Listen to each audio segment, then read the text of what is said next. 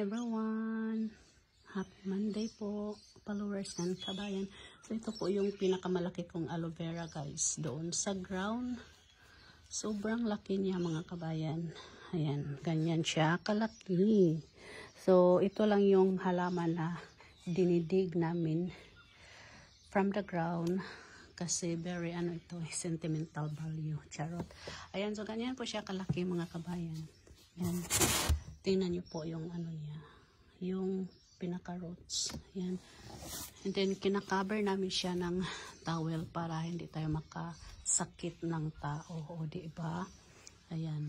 So, hindi naman kami nahirapan nung time na dinidig namin. So, galing po yan siya dito, guys. As naalala nyo po. So, yung aking shadow. So, yan. Dito yan siya. Nakatanim. So, as makikita nyo, parang walang walang bakas. Ayan. Binalik namin yung this one, yung nagpo-form na circle dyan. So, dyan po siya galing, guys. Ayan. So, yung mga nakatanim sa ground is asleep lang. Iiwan natin sila dyan. So, ayan. We're ready na. And my plants and babies are ready also. Ayan. So, ito yung pinakamalaki. So, yan po. Thank you.